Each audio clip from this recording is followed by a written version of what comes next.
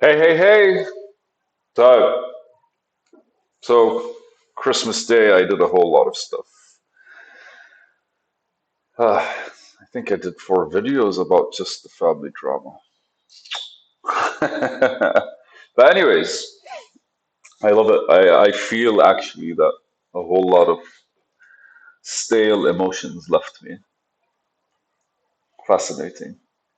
But let's make this video a bit more fun. Playing with cards. What's the difference between playing with cards to win versus playing with cards because you want to have fun and enjoy your time playing cards? And this is my actual note.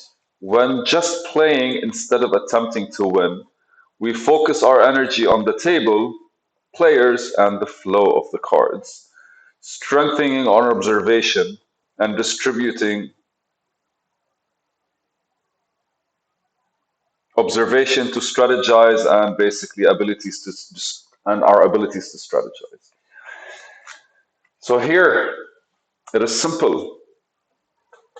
When I was trying to win, I kept focusing on my cards, and an egocentric part of me that kind of wants to be that guy, like, and haha, you played that, take this, and I don't know whoever played like Uno before. There's a whole lot of challenging the individual in front of you. But the thing is, like, when challenging the individual, all you're doing is challenging the individual. 1 second, my cats are acting funny. Let's make it a point for the new year. Let's get a camera and like our goal is to have a proper setup. But anyways, funding baby. That's what I want next year.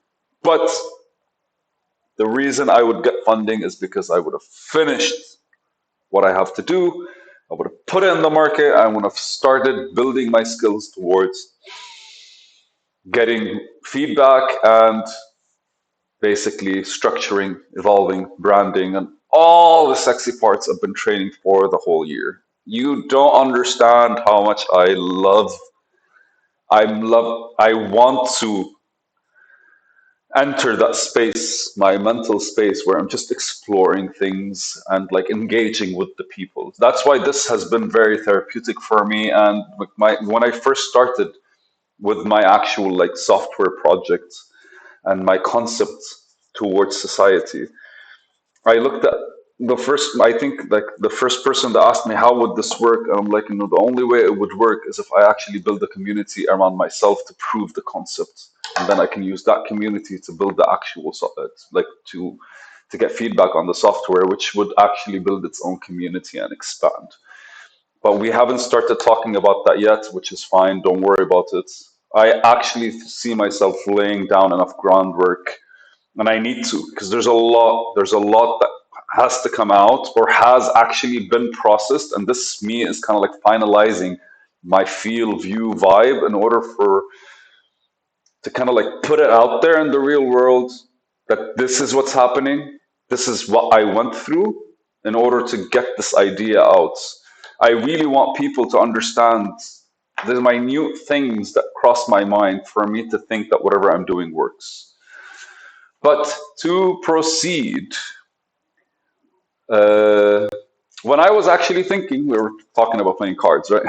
So when I would sit there and I would actually be like thinking how I'm gonna win, and I have to put these cards, and I have to wait for this, and. It's the process of just like completely creating a neurotic approach towards like this will give me this much points. This would make him lose. This would make him go down. And I was worrying about everything else except just the cards that except the game, the actual game. And the game is simple. It's your turn. You pick a card. If you're going to use it, you put it. If you're not going to use it, you throw it down. If there's a better card if it's a better card than one in your deck, then you throw the one in your deck. And then basically the shifts and backs and forth is your engagement with the game. And I think at one point we were having this conversation, me and my dad. And I looked at him and was like, "Hey, man, uh, maybe me and you are focusing too much on the cards instead of focusing on the game. Let's try to see if we can catch the flow of the game and just watch things happen the way they do." And he was like, "Sure, why the fuck not?" And I'm like, "Amazing."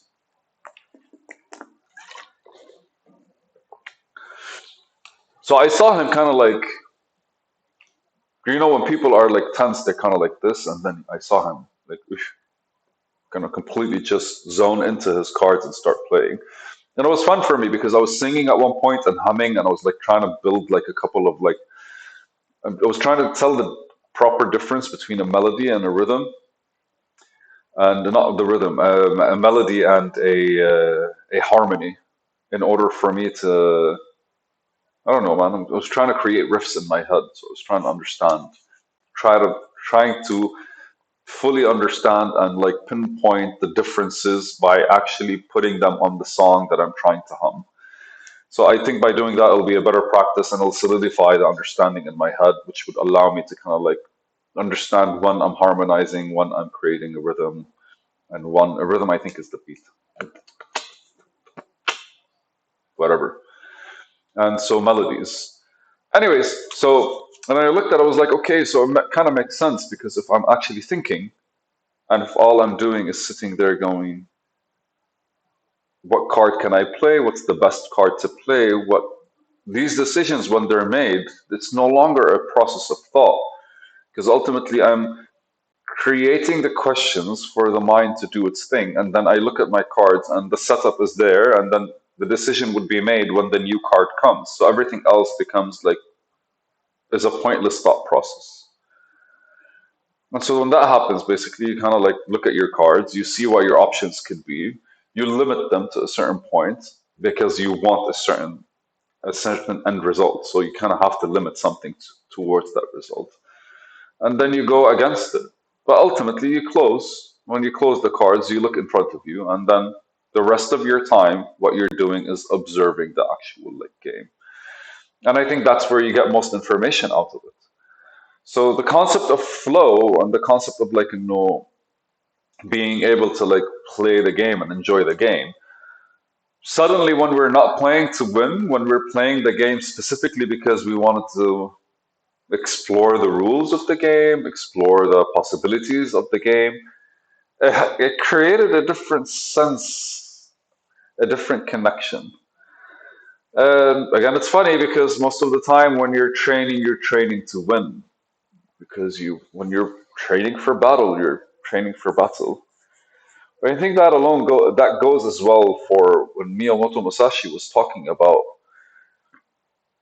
like the katana being an extension of your own arm. Because when he practiced, he wasn't practicing to win. He was practicing for the sake of practicing. And if anything, like the game is not really when you play the card. The game is while you're waiting for the time to play the card. Which goes back to like a couple of videos that I made about like music being the silence in between the notes. And it's always these activities in between. Sorry, man, I just this is an epiphany, by the way. I don't know if you can see it on my face, but it's an epiphany. Yeah, it's the same. If you, I like, I was discussing in a couple of videos before the harmonizing of, I don't know, it's just a relationship with family.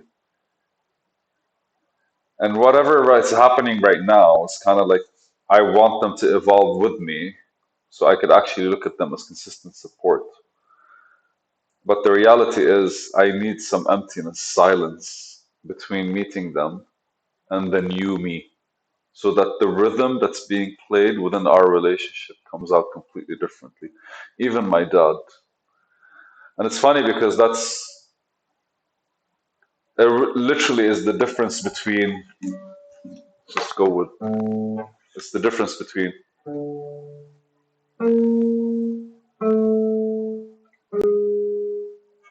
sorry. It's the difference between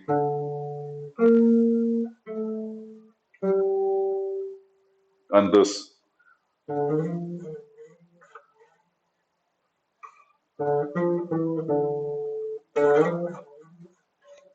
One actually has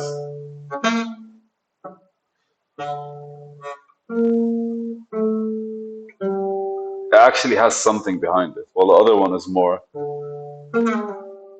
right. So to create the space, is where the song actually sounds like an actual tune, is where it becomes a thing.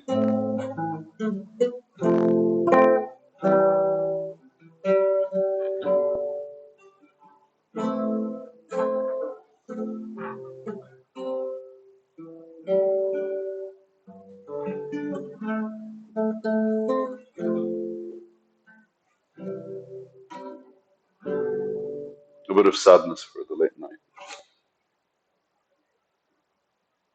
Playing the game is not really thinking of your next move.